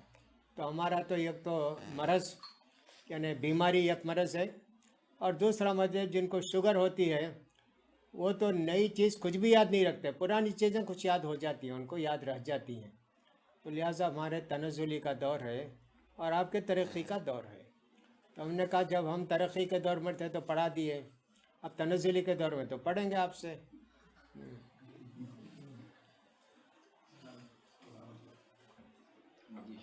چلیے کچھ کہیے صاحب۔ باتیں تھیں وہ جو میں کہہ رہا تھا آپ سے، انشاءاللہ خلاصتاً میں اس کو اور بیان کر دوں، ویسے بھی درس قریب الختم تھا۔ اس طرح جھجک محسوس نہیں کروں گا کہ اگر غلط رہوں گا تو اصلاح ہوگی انشاءاللہ، اور باتیں صحیح ہوں گی تو پھر بالکل انشاءاللہ عزیز لائق عمل ہوں گی اور پھر انشاءاللہ قابل قبول ہوں گی۔ تو ہماری گفتگو تھی تکفیر کے حوالے سے۔ بعض لوگ یہ سمجھتے ہیں کہ اہل حدیث لوگ جو ہے وہ لوگوں پر کفر کا فتویٰ لگاتے ہیں۔ یہ بڑی غلط فہمی ہے، بہت بڑا الزام ہے، بلکہ بعض لوگوں کی سازش ہو سکتی ہے، منصوبہ بھی ہو سکتا ہے۔ اللہ تعالیٰ ان لوگوں کو ہدایت دے۔ اہل حدیث جو قرآن حدیث کے پابند ہیں وہ کیسے کسی پر کفر کا فتویٰ لگا سکتے ہیں، جبکہ قرآن مجید میں اللہ نے اس سے روکا ہے، اور حدیث میں اللہ کے رسول نے بات سمجھائی ہے کہ اگر کوئی آدمی کسی کو کافر بولتا ہے تو دونوں میں سے کوئی ایک کافر ضرور ہوتا ہے۔ تو جو قرآن حدیث کا پابند ہے وہ کیسے کسی آدمی پر جو ہے کفر کے فتوے لگا سکتا ہے؟ اب یہ کفر کے فتوے لگانے کے حوالے سے جو گفتگو ہمارے بیچ ہو رہی ہے، ہم طلبہ جو ہے نا جان کر اس طرح کی غلطیوں سے بچنے کے لیے اس طرح کی گفتگو کر رہے ہیں، نہ کہ کفر کا فتویٰ لگانے کے لیے گفتگو کر رہے ہیں۔ آپ حضرات جو بیٹھے ہوئے ہیں، ہم طلبہ ہو کر یا جو گفتگو کر رہے ہیں، یا یوں نہ سوچیں کہ اب اس علم کے آنے کے بعد پھر ہم مفتی ہو جائیں گے اور کسی کی تکفیر کر دیں گے۔ ہم پہلی بات تو یہ جماعت اہل حدیث پر جو الزام لگایا گیا اس کا جائزہ لے رہے ہیں، اور دوسری بات تکفیر ہے کیا اس کو پہچاننے کی کوشش کر رہے ہیں۔ بعض مرتبہ بعض ایسے لوگ جو نوعمر قسم کے یا کم علم قسم کے ہیں، وہ بعض اعمال کو بھی کفریہ جو ہے نہیں کفریہ سمجھتے ہیں۔ ہم نے ایسا سنا بعض لوگ کہتے ہیں داڑھی موننے کو لوگوں نے کفر قرار دیا، نعوذ باللہ من ذالک۔ یہ تو بالکل خوارج جیسا عمل ہے، یہ اہل حدیثوں کا طرز عمل نہیں ہے۔ میں نے بات بتائی، شیخ محمد بن صالح العثیمین کا ایک رسالہ میں نے پڑھا، اس میں نے بات لکھی تھی کافر کسی آدمی کو بولنے کے لیے پہلی بات یہ ہے کہ وہ عمل کفریہ ہو، دوسری بات یہ ہے کہ آدمی جو ہے مکلف ہو، عاقل اور بالغ ہو، اور تیسری بات یہ کہ حجت اس پر تمام ہو رہی ہو، پھر اس کے اندر شرائط پائی جا رہی ہوں اور موانع اس سے دور ہوئے ہوں۔ تو اگر ان سبوں کی موجودگی میں کوئی آدمی کافر ہے تو ہو سکتا ہے، مگر وہ کافر بولنے کے لیے بھی علماء ہوں گے، ہم نہیں ہوں گے۔ اس بات کو ذہن میں رکھیں آپ۔ اور ہم جو یہ گفتگو کر رہے ہیں تاکہ ہم لوگ اس طرح کے فتنے سے محفوظ رہیں، ورنہ بعض مرتبہ وہ جو لوگ اہل حدیث ہوئے نہیں یا پھر ابھی ہوئے ہیں، ان کی بعض غلطیوں کی وجہ سے لوگوں نے بعض مرتبہ اہل حدیثوں کو جو ہے نا اس سنگین الزام کے لپیٹ میں لے لیا۔ اللہ رحم فرمائے۔ تو پہلی بات ہم نے بتائی تھی کہ اگر آدمی کے پاس علم نہیں ہے، جہالت کا شکار ہے، اور نہ جاننے کی وجہ سے، لا علمی کی وجہ سے کچھ ایسے کام کرتا ہے جو کفری یا شرکیہ ہیں، تو ہم اسے کافر اور مشرک نہیں بولیں گے جب تک اس کے پاس علم نہیں آ جاتا۔ جیسے امام بخاری وغیرہ نے جو روایت بیان کی، میں نے بات بیان کی آپ کے سامنے کہ وہ آدمی جب بوڑھا ہو گیا تھا اور مرنے کے قریب تھا تو اس نے اپنے بچوں سے کہا تھا کہ میں بڑا گنہگار ہوں اور پھر مجھے جلا دینا اور میری راکھ کو جو ہے نا بکھیر دینا ہواؤں میں، اللہ مجھ پر قادر نہ ہو۔ اس طرح امام ابن تیمیہ وغیرہ نے پھر اس کے اوپر جو ہے نا اور سبحان اللہ گفتگو کہا کہ یہ آدمی کا اگرچہ کہ عقیدہ کفریہ تھا مگر وہ مختی تھا اور جاہل تھا، وہ اپنے اس بیان کے باوجود بھی کافر نہیں قرار پایا۔ حضرت معاذ رضی اللہ تعالیٰ عنہ اللہ کے رسول کے پاس آیا، انہوں نے سجدہ کر دیا اور کہا اللہ کے رسول صلی اللہ علیہ وسلم سے کہ میں نے لوگوں کو دیکھا ہے آپ سے چھوٹے چھوٹے لوگ سجدہ کرتے ہیں اور آپ تو زیادہ مستحق سجدے کے۔ تو اللہ کے رسول نے فرمایا کہ اگر میں حکم دیتا کسی کو سجدے کا تو میں خاتون کو، عورت کو حکم دیتا کہ وہ شوہر کو سجدہ کرتی۔ یہاں اللہ کے رسول نے حضرت معاذ سے کلمہ نہیں پڑھوایا اور نہ ہی ان کو مسلمان بنایا، یعنی وہ مسلمان تھے۔ سجدہ کرنا غیر اللہ کو بالکل شرک ہے اور آدمی کو اسلام سے خارج بھی کرتا ہے، مگر اس کے باوجود بھی وہ کافر اور مشرک نہیں قرار پائے۔ اسی طرح اگر کوئی آدمی مکرہ مجبور ہو جائے اور پھر بغیر کسی اختیار کے کوئی کفریہ کلمہ کہہ دے تو بھی کافر نہیں ہوتا۔ حضرت عمار بن یاسر کے بارے میں آتا ہے کہ انہوں نے کچھ کلمات ایسے کہہ دیے تھے جو نازیبا تھے اور ایمان کے منافی تھے، مگر اللہ کے رسول صلی اللہ علیہ وسلم نے ان کے بارے میں یوں بیان فرمایا کہ یہ سر کی مانگ سے لے کر پیر کے تلوے تک مومن ہیں۔ حالانکہ سبحان اللہ انہوں نے کچھ ایسی باتیں کہی تھیں جو کفریہ تھیں۔ اسی طرح ایک بات میں نے بھی بتائی آپ لوگوں سے کہ اگر آدمی بے اختیار ہو کر بھی کوئی کافرانہ جملہ کہہ دے تو بھی کافر نہیں ہوتا۔ جیسے وہ حدیث بیابان والی، وہ ایک آدمی مسافر تھا اور اس کا ہم سفر اس کا اونٹ تھا اور سارا دانہ پانی جو ہے اسی اونٹ پر لدا ہوا تھا، اور ایسے موقع پر اس کا اونٹ اس سے گم ہو جاتا ہے۔ اب اس کے اونٹ کے گم ہونے کا مطلب کیا ہے؟ اس کی زندگی اس سے گم ہو رہی ہے۔ وہ تلاش کرتا ہے، تلاش BCR کے باوجود بھی اسے اس کا اونٹ ملتا نہیں ہے، پھر تلاش کرتا ہے یہاں تک کہ وہ یہ سمجھ لیتا ہے کہ اب میرا بچنا ممکن نہیں، وہ کسی جھاڑ تلے سو جاتا ہے مرنے کے لیے کیونکہ اب میں بچوں گا نہیں۔ تو پھر اچانک کیا دیکھتا ہے کہ اس کا اونٹ جو ہے نا سرہانے کھڑا ہوا ہے، خوشی کے مارے کھڑا ہوتا ہے، اونٹ کی لگام کو تھام کر کہتا ہے اللہم انت عبدی وانا ربک، اے اللہ تو میرا بندہ ہے میں تیرا پروردگار۔ واختہ من شدت الفرح، اللہ کے رسول نے فرمایا خوشی اتنی تھی کہ وہ سبحان اللہ بے تحاشا ایسا کہنے پر مجبور وہ بس کہہ دیا، بے اختیار ہو کر کہہ دیا، اسے پتہ ہی نہیں وہ کیا کہہ رہا ہے۔ تو یہاں ایک بات قابل غور یہ بھی ہے کہ دیکھو اللہ کے رسول صلی اللہ علیہ وسلم کیا بیان فرماتے ہیں کہ اللہ تعالیٰ بندے کی توبہ سے کتنا خوش ہوتا ہے. یہ حدیث ہے لمبی، میں نے اللہ وشد فرحا بتوبۃ عبدہ حین یتوب الیہ من احدکم کان علی راحلتہ بارض، یہ لمبی حدیث ہے. یہ بندہ کتنا خوش ہوا ہے، کتنا خوش، آپ کی خوشی اندازہ بیان کر سکتے ہیں اس کی؟ نہیں. اللہ تعالیٰ اس بندے سے زیادہ خوش ہوتا ہے بندے کی توبہ سے. تو بے شک اللہ غفور الرحیم ہے، تو اللہ توبہ کو قبول کرنے والا بھی ہے. یہاں ایک بات سمجھ میں آئی کہ آدمی کو جو ہے اگر آدمی کوئی بے اختیار ہو کر بھی کوئی ایسی بات کہہ دے جو کفریہ ہو اور اس کی سمجھ میں نہ آ رہا ہو تو اس صورت میں بھی وہ کافر نہیں ہوتا. بعض مرتبہ بعض مقرر حضرات بھی سبقت لسانی کا شکار ہو جاتے ہیں، زبان سے لغزش ہو جاتی ہے، کچھ ایسا بول دیتے ہیں جس کی وجہ سے لگتا ہے کہ یار یہ تو بڑا جملہ خطرناک ہے، مگر اسے پتہ ہی نہیں کہ اس نے کیا کہا ہے. تو ایسی صورت میں اسے جو ہے سبحان اللہ کافر نہیں کہا جا سکتا ہے، بلکہ کہنا بھی نہیں چاہیے. اسی طرح میں نے بات بتائی تھی کہ بعض مرتبہ کیا ہوتا ہے، چیزیں ایک آدمی بھول بھی جاتا ہے اور بعض روایتوں کا انکار کرتا ہے بھول جانے کی وجہ سے بھی، حالانکہ وہ انکار روایت کا نہیں ہوتا ہے، وہ نسیان کی وجہ سے اس بات کا انکار ہوتا ہے. حضرت عمر کا وہ تیمم والی روایت کا بھول جانا، عبداللہ مسعود کا بھول جانا.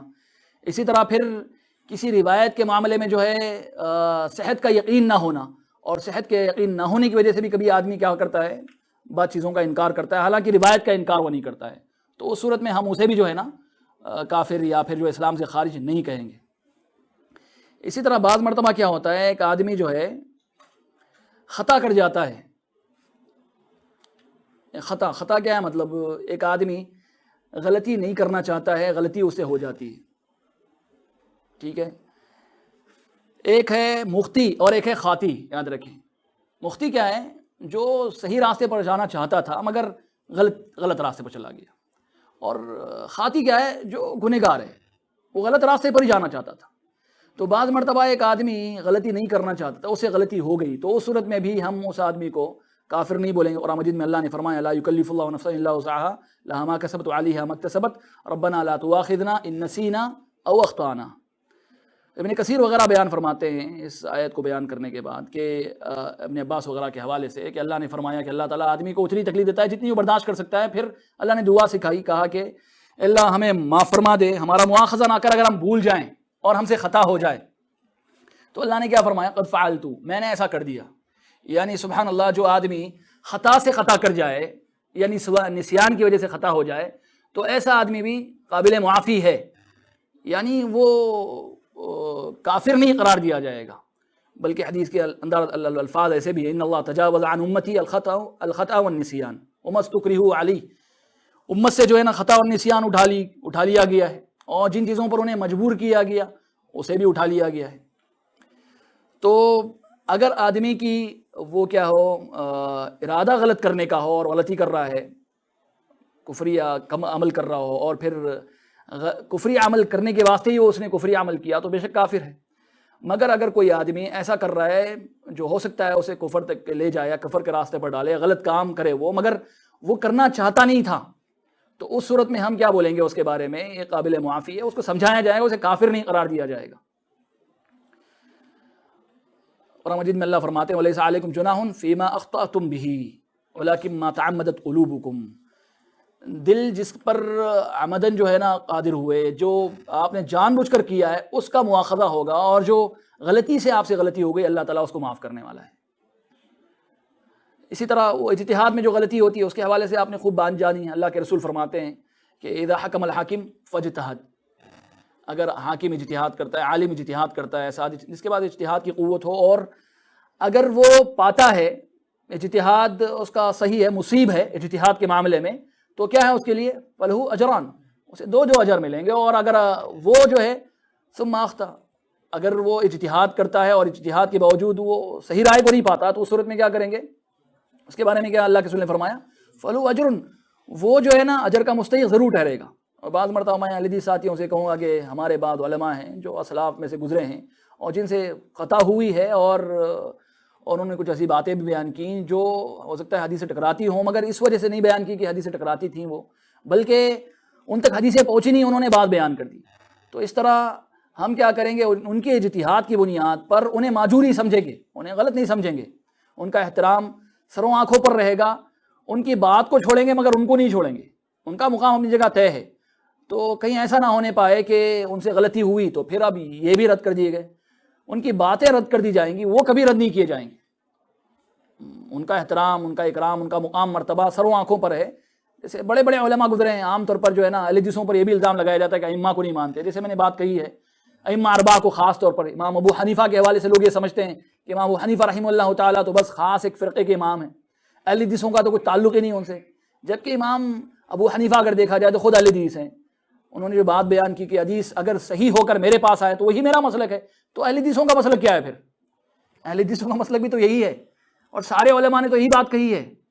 اب بعض مرتبہ ہمارے بعض ساتھی سبحان اللہ ہو سکتا ہے وہ بہت ہی کم ہوں، مگر ایسا بھی دیکھنے کو ملا ہے جو یہ سمجھتے ہیں کہ امام ابو حنیفہ رحمہ اللہ تعالیٰ یعنی ان سے غلطی ہو گئی، وہ جو ہے نا ہمارے امام نہیں وغیرہ، یہ غلط خیال ہے۔ امام ابو حنیفہ رحمہ اللہ تعالیٰ اہل السنہ والجماعہ کے بڑے اماموں میں سے ایک امام ہیں، علماء میں سے ایک عالم ہیں۔ تو اہل السنہ والجماعہ اہل الحدیث ان کا احترام کرتے ہیں، ان کا اکرام کرتے ہیں، انہیں سر و آنکھوں پر رکھتے ہیں۔ ان کی بات جو یا ان جیسے کسی بھی عالم کی بات ٹکرا جاتی ہے حدیث سے اور خطا کر جاتے ہیں وہ اجتہاد میں، تو اس کو نظر انداز کرتے ہیں، مگر علماء کا احترام اپنی جگہ باقی ہوتا ہے۔ اور ہم نے بات جانی ہے اور ہم کہتے ہیں، ابن عساکر وغیرہ کا مشہور جملہ میں نے آپ سے بتائی ہے بات اس سے پہلے، کہ علماء کا احترام کرنا، علماء کا خیال کرنا بہت ضروری ہے۔ جو علماء کے معاملے میں غلطی کرتا ہے یا پھر ان کے معاملے میں غیبت سے کام لیتا ہے، تو میں نے بات کہی علماء کے گوشت جو ہے زہر آلودہ ہیں۔ اب جو اس کو کھائے گا اللہ تعالیٰ اس سزا کیسے دے گا؟ اس کے مرنے سے پہلے اس کے دل کو مار دے گا، نعوذ باللہ من ذالک۔ تو ہمیں علماء کے معاملے میں بڑا محتاط رہنا چاہیے۔ وہ تو بڑے علماء ہیں جو سلف سے گزرے ہیں، ان کا تو بالکل بہت زیادہ خیال کرنا چاہیے۔ اور وہ سارے علماء جو ہمارے سلف کے راستے پر چلتے ہیں، منہج پر چلتے ہیں اور درست راہ پر چلتے ہیں اور کتاب و سنت کی تعلیم دیتے ہیں، اگر ان سے غلطی بھی ہو جائے، اجتہاد میں خطا کر جائیں، تو بھی وہ علماء باقی رہیں گے، یعنی وہ بالکل بھی رد نہیں کیے جائیں گے، ان کا احترام اپنی جگہ باقی رہے گا، مگر ان کے قول کو رد کیا جائے گا کیونکہ ان کا قول ہمارے پاس نہیں ہے اس وقت قابل قبول۔ خود انہوں نے بھی ایسا ہی کہا ہے، وہ پہلے کے علماء نے بھی اور آج کے علماء بھی یہی کہیں گے۔ اب بعض مرتبہ یہ خیال ہو سکتا ہے کہ اب اگر وہ ماجور تھے تو ہم بھی ان کے راستے پر چل کر ماجور ہو سکتے ہیں، تو اب نہیں ہوں گے ماجور، یاد رکھیں، یہ غلط فہمی ہے۔ اب یہ بات معلوم ہو گئی کہ امام ابو حنیفہ نے یا دیگر عالموں میں سے کسی عالم نے ایسی بات کہہ دی جو حدیث سے ٹکراتی ہو، تو اس وقت ہم کیا کریں گے؟ امام ابو حنیفہ کی بات کو نہیں لیں گے، اور اگر کوئی یہ سمجھتا ہے کہ ان کو اجر مل رہا تو ہمیں بھی اجر ملے گا، تو غلط خیال ہے، وہ اللہ کے رسول صلی اللہ علیہ وسلم کی کھلی خلاف ورزی کر رہا ہے۔ تو اس وقت جب بات نہیں پہنچی تھی ان کی بات لی جاتی، کوئی مسئلہ نہیں تھا۔ جب اللہ کے رسول کی بات پہنچ گئی، پتہ چل گیا کہ اللہ کے رسول نے ایسا بیان فرمایا، اس کے باوجود بھی اگر کسی کی تقلید ہو رہی ہو تو یہ نہیں منہج ہمارا اہل حدیث منہج جو ہے نا اس کو قبول نہیں کرتا۔ امام ابن تیمیہ کا ایک مشہور جملہ ہے، میں نے اس سے پہلے بھی بات کہی ہے، کہتے ہیں مجموع الفتاوی میں کہ من اجتہد من امت محمد صلی اللہ علیہ وسلم قصد الحق فاخطا لم یکفر۔ اگر کوئی آدمی امت محمدیہ سے اجتہاد کرے اور خطا کر جائے مطلب کہ قصد الحق، اس بات کو ذہن میں رکھیں، اس نے حق کا ارادہ کیا تھا اور پھر وہ غلط راستے پر چل پڑا، تو لم یکفر، کبھی بھی اسے کافر نہیں قرار دیا گیا، بل یغفر لہ قطعہ، بلکہ اس کی اس غلطی کو اور اس کے اس قدم کو جو اس نے اٹھایا ہے جو غلطی پر مشتمل تھا معاف کر دیا جائے گا۔ ومن تبین له ما جاء به الرسول فشاق الرسول من بعد ما تبین له الهدى واتبع غیر سبیل المؤمنین فهو کافر۔ اس بات کو خوب ذہن میں رکھیں، ابھی میں نے بات کہی تھی کچھ دیر پہلے کہ اللہ کے رسول صلی اللہ علیہ وسلم کی باتیں واضح ہو گئیں اس پر، اور رسول اکرم صلی اللہ علیہ وسلم جو کچھ بیان فرمایا سمجھ میں آ گیا، پھر اس کے باوجود بھی اس نے ایک اپنے واسطے راستہ ڈھونڈ لیا، اللہ کے رسول کو چھوڑ کر راستہ ڈھونڈا، جاننے کے باوجود، حق کے واضح ہو جانے کے باوجود، خوب سمجھ میں آنے کے باوجود بھی مومنوں کے راستے کو چھوڑا۔ اس بات کو بھی خوب ذہن میں رکھیں، ہم اہل حدیث لوگ اس کو خوب سمجھاتے بھی ہیں۔ اللہ کے رسول کا اتباع کیسے ہونا چاہیے؟ صحابہ کرام رضی اللہ تعالیٰ عنہم کے انداز کے مطابق ہونا چاہیے، اس بات کو ذہن میں رکھیں۔ کوئی اللہ کے رسول کے اتباع کی بات کرے اور منہج کا اتباع نظر انداز کر دے تو وہ آدمی بھی گمراہ ہوتا ہے۔ تو کہتے ہیں کہ اللہ کے رسول کے راستے کو چھوڑے اور مومنوں کے راستے کا اتباع نہ کرے تو فہو کافر، تو اس صورت میں وہ کافر ہوگا حق کے واضح ہو جانے کے بعد۔ یہ عالم ہے، یہ کہہ رہے ہیں، ہم لوگ بھی نہیں کہیں گے ایسا، یعنی یہ ڈپارٹمنٹ جو تکفیر وغیرہ کا ہے سبحان اللہ، اس کو ہم علماء کے حوالے کریں گے، ہم یہ صرف جاننے کے لیے کہہ رہے ہیں۔ ہم میں بتا رہا ہوں کافر ہو جائے گا تو پھر آپ ڈھونڈنے لگیں گے اب کون ایسا ہے جس کو جو اللہ کے رسول کا راستہ ملا بھی ہو، اس نے الگ راستہ اختیار کیا ہو اور صحابہ کرام کے راستے سے چھوڑ کر کسی غلط راستے پر چل رہا ہو، اب ڈھونڈ کر کسی کو کافر نہ بولیں، یہ ہمیں کرنا ہی نہیں ہے سبحان اللہ۔ بلکہ کہتے ہیں اگر کوئی آدمی حق کے راستے میں وہ سستی سے کام لے، اپنی خواہشات کی پیروی کرے، تو بھی جو ہے نا اسے کافر نہیں بولیں گے۔ علم کے بغیر وہ گفتگو ہی کرتا ہے، کوتاہیاں کرتا ہے، فہو عاص مذنب، وہ گنہگار ہے، نافرمان ہے، کافر نہیں البتہ، ٹھیک ہے۔ اور اس سلسلے میں ایک اور بات کیا ہے، شرائط میں سے ایک شرط، کبھی کبھی ایک آدمی تعویل کرتا ہے، تعویل کرنے کی صورت میں بھی کوئی آدمی کافر نہیں ہوگا، اس بات کو ذہن میں رکھے۔ جیسے اب تعویل کیا ہے؟ اصل میں کسی چیز کا دوسرا مطلب بیان کرنا۔ ہم نے اسماء و صفات کی باب میں جو ہے بات پڑھی تھی، اور ہم نے وہاں ایک بات بتائی تھی، تعویل کی جگہ کیا استعمال کیا تھا؟ ہم نے کیا استعمال کیا تھا؟ آپ سب بھول جاتے ہیں، جی بولیے۔ نہیں، تمثیل الگ ہے، تحریف، اور تحریف کا لفظ زیادہ مناسب ہے اسماء و صفات کے باب میں۔ تعویل ایک اچھا لفظ ہے، تعویل تفسیر کے لیے بھی استعمال ہوا ہے، تعویل کی گنجائش ہو سکتی ہے، تحریف کی گنجائش نہیں ہے۔ اب تعویل کا مطلب کیا ہے کہ کوئی گنجائش ہو بات کو دوسرے انداز میں سمجھنے کی، تو وہ تعویل جائز ہے، اور ایسا تعویل کرنے والا ہمارے پاس کافر نہیں ہوگا۔ جیسے اللہ تعالیٰ کے بارے میں، اللہ تعالیٰ کا ہاتھ ہے، اللہ تعالیٰ کا ہاتھ ہے، اور اللہ تعالیٰ کا ہاتھ ہے، ایک معنی عربوں میں یہ بھی مشہور ہے کہ اللہ تعالیٰ کا ہاتھ جو ہے نا طاقت کے لیے استعمال ہوا ہے۔ بعض لوگوں نے یہاں نے طاقت کے معنی میں استعمال کیا، یہ منہج سلف سے بالکل نہیں ہے، ایسا غلط ہے ایسا کرنا، یہ تفسیر مناسب نہیں، اور بعض لوگوں نے کوتاہیاں کی ہیں، ٹھوکریں کھائی ہیں۔ تو ایسے آدمی کو کافر اس وجہ سے نہیں بولیں گے کہ اس کے پاس ایک سمجھنے کا کیا ہے، ایک سمجھنے کی گنجائش تھی اس کے پاس، مگر اگر کوئی آدمی ہاتھ کا وہ مطلب بیان کرے نہ جو عربوں نے بیان کیا ہے، نہ اس کے پاس کوئی گنجائش ہے اس مطلب بیان کرنے کی، تو اس صورت میں جو ہے سبحان اللہ وہ اس کی تکفیر ہوگی۔ تعویل کے لیے کیا ہونا چاہیے؟ دوسرے معنی کے لیے گنجائش ہونی چاہیے، ٹھیک ہے۔ اسی طرح دیکھیں بعض مرتبہ کیا ہوتا ہے، تکفیر کے حوالے سے ایک بات بتاؤں میں آپ کو، کبھی کبھی کیا ہوتا ہے آدمی کے ذہن میں وہ ایک دوسری نص ہوتی ہے، جی ایک دوسری جو ہے نا حدیث ہوتی ہے، یا دوسرا اس کے پاس جو ہے نا ایک خیال ہوتا ہے، جس کی وجہ سے وہ کبھی کبھی ایک حدیث کا وہ بظاہر انکار کر رہا ہوتا ہے، انکار کرنا مقصود نہیں ہوتا ہے۔ جیسے ایک روایت ایسی ملتی ہے کہ اللہ کے رسول صلی اللہ علیہ وسلم نے ایک آدمی کو دیکھا، وہ اونٹ کو کھینچ کر لے کر جا رہا تھا۔ اللہ کے رسول نے فرمایا کہ سوار ہو جا بھائی اس پر، تو اس نے کہا اللہ کے رسول یہ تو جو ہے نا بدنا ہے، یہ حج میں لے جایا جانے والا اونٹ ہے، یعنی یہ شاعر میں سے ایک شاعرہ ہے، قابل احترام جانور ہے اس کے خیال میں، اس پر میں کیسے سوار ہو جاؤں؟ اللہ کے رسول نے 2-3 مرتبہ کہا سوار ہو جا سوار ہو جا۔ اس نے بظاہر ایسا لگتا ہے کہ اللہ کے رسول کی بات کا انکار کیا، حالانکہ وہ جو ہے کافر نہیں تھا اور نہ ہی منکر ہے، اس کے خیال میں کیا یہ شاعرہ ہے، اس کی عزت ہونی چاہیے، اس پر کیسے سوار ہو جاؤں میں؟ ہم دیکھتے ہیں ہمارے معاشرے میں بعض مرتبہ بعض لوگ جو ہے نا وہ کیا ہے قبلے کی طرف پیر کرنے پر جو ہے نا بڑے ناراض ہوتے ہیں سبحان اللہ، اور ہم جھٹ سے بولتے ہیں یار کیا ہے شرکیہ کام کر رہا ہے تو۔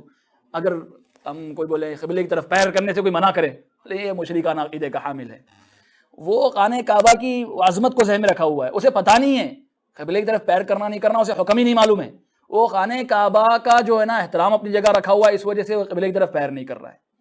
اسی طرح قرآن مجید ہے، قرآن مجید جو ہے نا آدمی کا پیر اور ہاتھ برابر ہے، کعبے کو پیر لگے کہ ہاتھ لگے دونوں بھی برابر ہیں۔ اب قرآن مجید کے حوالے سے بھی اگر پیر لگے ہاتھ لگے برابر ہوگا کہ نہیں ہوگا؟ اگر دیکھا جائے تو انسانی جسموں میں کوئی فرق نہیں ہے، مگر ایک عام سا آدمی اگر وہ قرآن مجید کی طرف آپ پیر کر کے بیٹھے ہوں اور بول رہے ہیں یار بے ادبی بدتمیزی کیسی ہے، تو ہم بولیں یار آپ کا عقیدہ جو ہے نا وہ صحیح نہیں ہے، آپ نے جو ہے نا وہ مشرکانہ عقیدہ پال رکھا ہے اپنے پاس، آپ ہاتھ اور پیر کو غلط سمجھتے ہیں، کافروں کے پاس یہ عقیدہ ہے وغیرہ وغیرہ۔ تو ایسا فتویٰ لگانا واللہ عالم بالصواب بالکل مناسب نہیں ہے۔ تو ہمیں چاہیے کہ ہم اس کی تکفیر نہ کریں، اسے کافر نہ قرار دیں، بلکہ اس کو سمجھائیں، اس کے اندر مشرکانہ عقیدہ بھی ہو تو اسے شرک سے باز رکھنے کی کوشش کریں۔ اس سلسلے میں آخری بات یہ ہے میرا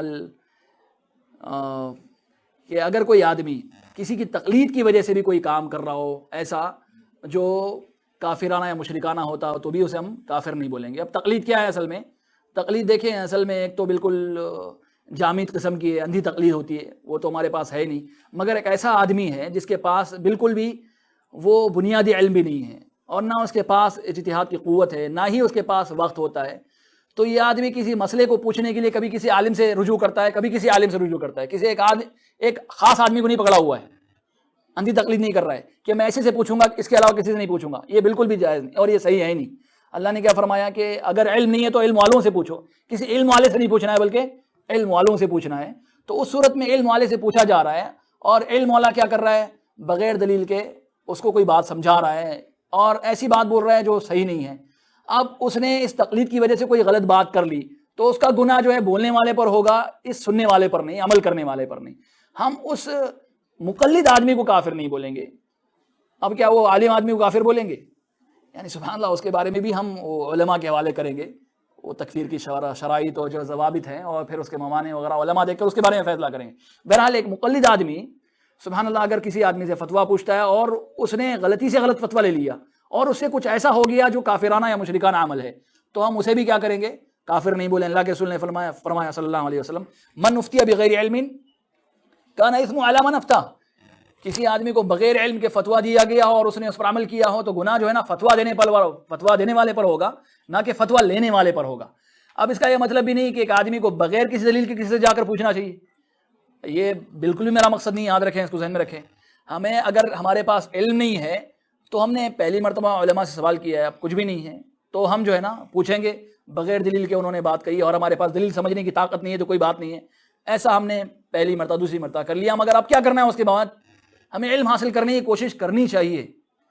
ایسے ہی زندگی بھر جو ہے نا وہ جاہل بن کر نہیں رہنا ہے، ہمارا یہ منہج نہیں ہے، ہم علم حاصل کریں گے، اور جب تک علم نہیں آ رہا ہوگا اس وقت علماء سے وہ پوچھ رہے ہوں گے، ہمیشہ بھی علماء سے پوچھیں گے، دلائل کی روشنی میں بات کو سمجھیں گے۔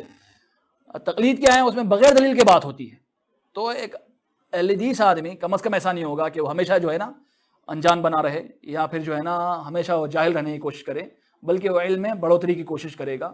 جیسے دنیا کے معاملے میں ہم کچھ نہیں جانتے ہیں تو کچھ نہ کچھ جاننے کی کوشش کرتے ہیں، اور کوئی بھی آدمی دنیا کے معاملے میں کبھی جاہل نہیں رہا ہے اور کبھی جاہل ہونے کو پسند ہی نہیں کرتا ہے۔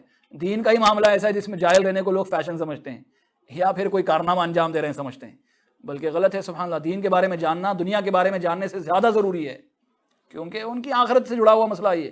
اللہ تعالیٰ ہم سبوں کو نیک توفیق عنایت فرمائے۔ تو یہ کچھ باتیں تھیں شرائط اور موانع کو لے کر تکفیر کے حوالے سے جو میں نے آپ کے گوش گزار کی ہیں، اور خوب ذہن میں رکھیں یہ باتیں جو ہے نا اس فتنے سے بچنے کے لیے ہیں، نہ کہ اس فتنے میں ملوث ہونے کے لیے۔ ہمیں کسی کی تکفیر نہیں کرنی ہے، اور کوئی کافرانہ عمل کرے اور مشرکانہ عمل کرے تو اس کا معاملہ ہم علماء کے حوالے کریں گے اور وہ اس کو جانیں گے، سمجھیں گے، اپنی بھی ساتھ بھر اپنی استطاعت کے مطابق ہم سے سمجھانے کی کوشش کریں گے، اور اس بھی جو ہے کفر کے فتوے لگانے سے ہم پوری طریقے سے احتراز کریں گے۔ اللہ تعالی ہم سبوں کو صحیح علم بھی عطا فرمائے اور علم کے مطابق صحیح طور پر عمل کرنے کی توفیق عنایت فرمائے۔ جزاکم اللہ خیراً۔ السلام علیکم ورحمۃ اللہ وبرکاتہ۔ ان کے خلاف خروج نہیں کرنا، ظالم حاکم سمجھ لیجیے، جیسے حجاج بن یوسف کے متعلق بہت سارے باتیں کہی جاتی ہیں، اس طرح کا کہانی ان کے خلاف کوئی کسی قسم کا پروسیشن اسٹرائک وغیرہ نہیں کر سکتے۔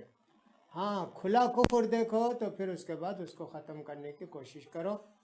تو لہٰذا ہم کو کوئی گنجائش نہیں معلوم ہوتی قرآن حدیث میں کہ ہم کسی کے گناہ پر جو کہ کفر نہ ہو، شرک نہ ہو، صریح کفر صریح شرک نہ ہو، ہم کسی کو کافر کہیں، اس کی اجازت ہم کو نہیں ملتی۔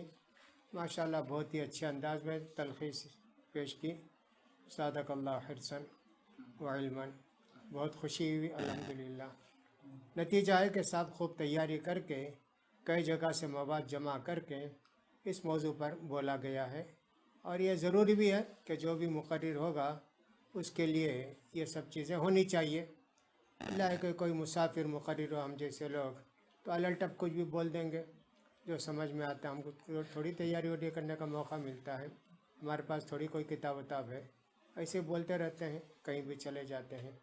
جمعہ کا خطبہ ہو کہ سب تقریر ہو، آدمی کو تیاری کر کے بولنا چاہیے، اس کا خیال رکھنا چاہیے۔ سقیفہ بنو ساعدہ میں جب بیعت کا مسئلہ پیش آیا تو عمر رضی اللہ تعالیٰ عنہ کہتے ہیں کہ کنت عادت فی نفسی کلامن، میں سوچتا تھا کہ ایک اچھی تقریر کروں گا، مہاجرین کی فضیلت بیان کروں گا اور ان کا حق بیان کروں گا، لیکن ابو بکر صدیق رضی اللہ تعالیٰ عنہ نے تقریر کی تو میری زبان گنگ ہو گئی، یعنی کچھ چھوڑا ہی نہیں موقع۔ تو عمر رضی اللہ تعالیٰ کہتے ہیں کنت عادت فی نفسی کلامن، میں نے تقریر کرنے کے لیے بہت سارے پوائنٹس سوچ کے رکھے تھے، لیکن اس سارے پوائنٹ کا احاطہ ابو بکر صدیق رضی اللہ عنہ نے کر دیا۔ تو بہرحال جمعہ کا خطبہ ہو یا تقریر ہو، آدمی کو تیاری کر کے سامعین کو مطمئن کرنا چاہیے، آج کل جمعہ کے خطبے عام طور پر الٹا پیسی ہوتے ہیں، کوئی مرکزی مضمون بھی نہیں ہوتا ہے اور کوئی قوی اور دلیل والی بات بھی نہیں ہوتی ہے۔ خطبے آج کل بہت ہی زیادہ اہل حدیثوں کے کمزور ہو گئے۔ پرانے زمانے میں ہمارے سلف صالحین بہت تیاری کر کے جمعہ کا خطبہ دیا کرتے تھے، اب وہ سب چیزیں تو ختم ہو گئیں۔ پھر بھی الحمدللہ بکواس خرافات سے اہل حدیثوں کے ممبر خالی ہوتے ہیں، جبکہ دوسرے لوگوں کے ممبر حکایات، کہانی اور سب اس طرح کے من گھڑت قصوں پر ہوتے ہیں۔ ہمارے یہاں تجربہ یہ ہے، جنوب میں اہل حدیث کی مسجد میں زیادہ تر احناف آتے ہیں جمعہ کے دن خطبہ سن کے کچھ فائدہ اٹھانے کے لیے، رہتے ہیں احناف اور 5 وقت کی نماز بھی یہیں پڑھتے ہیں، لیکن اہل حدیثوں کے خطبے بہرحال کچھ نہ کچھ بنیاد ہوتی ہے جس کی بنیاد پر وہ کہتے ہیں، تو اس لیے بہت سارے لوگ آتے ہیں۔ میں جس مسجد میں جمعہ کا خطبہ دیتا ہوں، میں سمجھتا ہوں کہ 30% اہل حدیث ہوں گے، 70% احناف ہوں گے، آتے ہیں سن کے جاتے ہیں، تو ان کو فائدہ ہوتا ہے۔ تو لہٰذا بہت خوشی ہوئی آپ کی باتیں سن کے۔ تکفیر بھی ایک بہت ہی نازک مسئلہ ہے، اس میں عام طور پر نوجوان گرفتار ہو جاتے ہیں یا کم علم لوگ گرفتار ہو جاتے ہیں۔ ہم نے دیکھا کہ سب جتنے بڑے علماء ہیں، شیخ بن باز رحمۃ اللہ علیہ، شیخ صالح عثیمین رحمۃ اللہ علیہ، یہ لوگ کافر نہیں قرار دیتے، بہت آخری حد میں پہنچ کے جب ایک دم بات واضح ہو جائے تو کہتے ہیں وہ ہے۔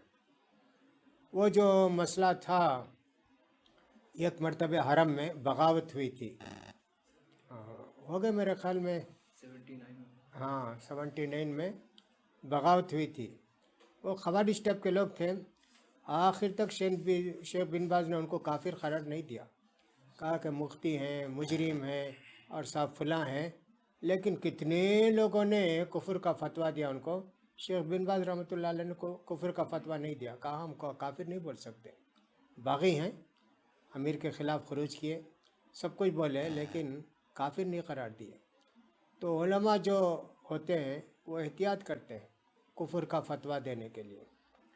ہم ہمارے ہندوستان میں دیکھتے ہیں کہ جتنے فرقے ہیں، وہ چاہے دیوبندی ہوں کہ بریلوی ہوں، ہم لوگوں پر کفر کے فتوے بہت دیے ہیں، لیکن الٹا ہم پر الزام لگاتے ہیں کہ جو ہے وہ کفر کا فتویٰ دیتے ہیں، جس کو چاہتے ہیں کافر قرار دے دیتے ہیں، حالانکہ ان لوگوں نے ہم کو کفر کا فتویٰ لگایا ہمارے اوپر، لیکن الزام ایسا دیتے ہیں۔ تو بہرحال بہت مفید باتیں رہیں، بہت اچھی باتیں رہیں، مجھے بھی بہت کافی فائدہ ہوا۔ اللہ جزاک اللہ خیرا۔ اللہ تعالیٰ اس مجلس کو قائم رکھیں اور اس کی برکتیں قائم رکھیں، اور سننے والے کو بھی، بولنے والے کو بھی اللہ تعالیٰ قبول حق اور عمل حق کی توفیق دے۔ جزاکم اللہ خیرا۔ وآخر دعوانا الحمد للہ رب العالمین۔